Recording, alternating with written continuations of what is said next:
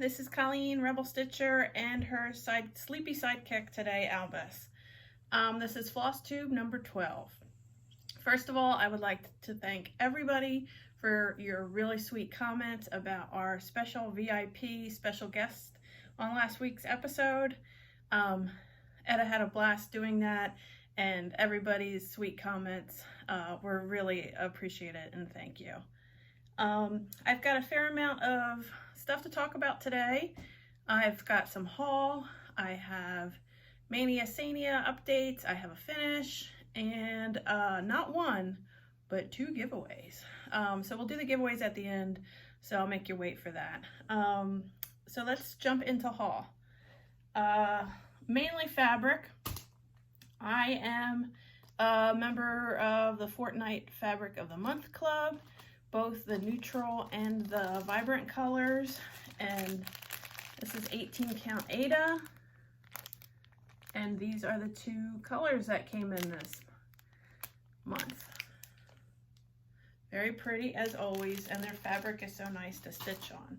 I'm also a member of the Picture This Plus Fabric of the Month. This is 16 count Ada, and it's called Regency. See if you can get that in there. It's a real nice neutral.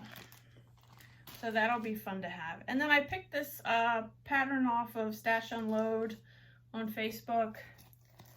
Trick or Treat. I just thought that was cute, the pumpkin heads. And I love his long skinny legs. The jack-o'-lantern dressing as a ghost. I don't know, I just thought it was cute, and I love Halloween stuff. So it was cheap, so it came home to me. So that's my haul. I mentioned before I do have a finish, but I do not have the finish with me. I just went to Keepsakes today, the first time since the world has started to open back up. I put my mask on and I dropped in. I didn't stay. It was just business. No major socializing. I finished that Save the Red shirts. I don't have it with me. It was the Star Trek small little pattern. I dropped that off to Barb at Keepsakes to finish it for me. So I'm excited to see what she'll come up with. I asked her just to make it like an ornament, kind of door hanging kind of thing. Just, we have like a nerd cave in our basement, so I just want to put it in there with all of our other geeky nerdy stuff. So this past week I focused on, for Maynia Sania, my focus piece was Dressed Monkey on a Throne. In case you've just stumbled in here, this is what she's gonna look like when she's done. And again, I'm not stitching all that background. That's why I have the green fabric. And this is how far I have gotten. I have monkey hand, I've got a lot of monkey arm in, and I made a lot of progress on the toilet.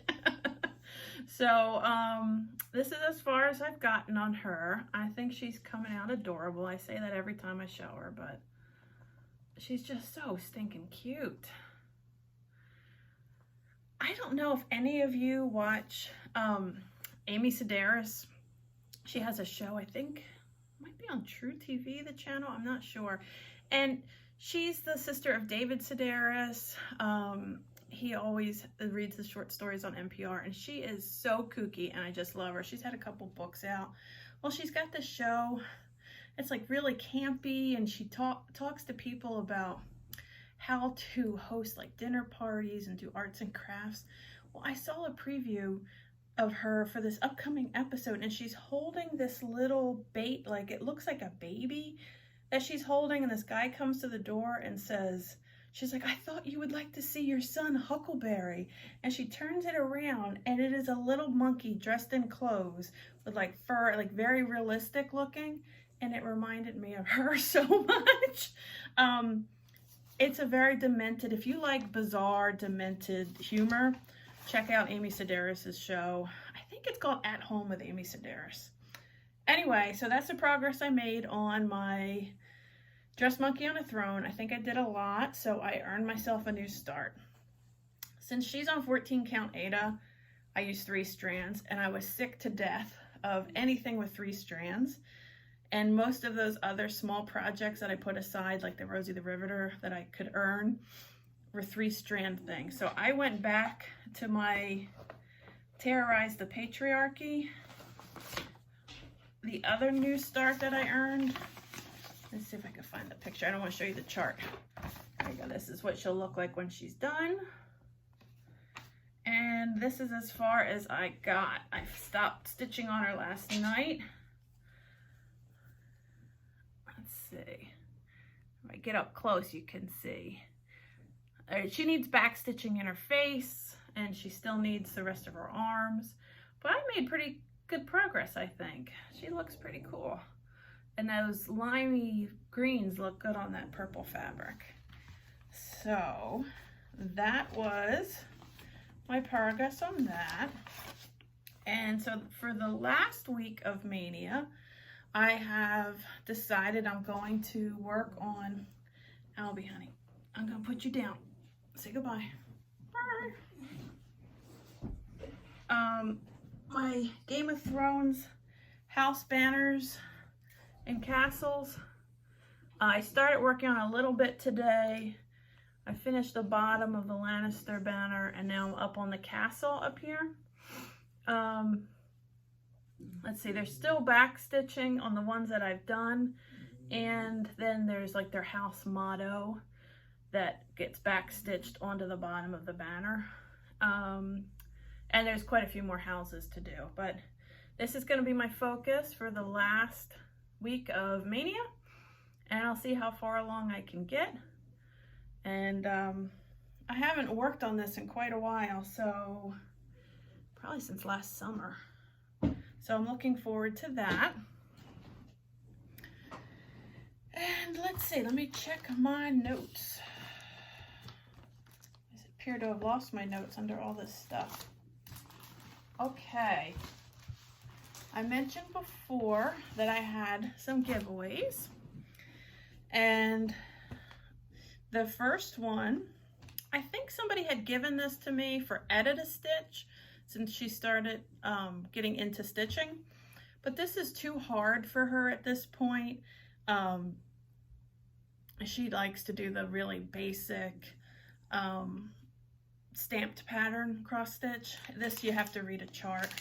So she's not quite up to there yet, but so many people had mentioned that they like to stitch with a little one in their life, and I thought either you can give this to them or stitch it with them or stitch it for them. It's a full kit. I think it came out of a cross stitch magazine at one point, but it's got the fabric, the pattern, and I think it pops into a little card, this sweet cookie bear, a card for a greeting they'll love. So if you would like to win the bear, in the comments below, write bear, stitch the bear, however, just use the word bear and I will find it.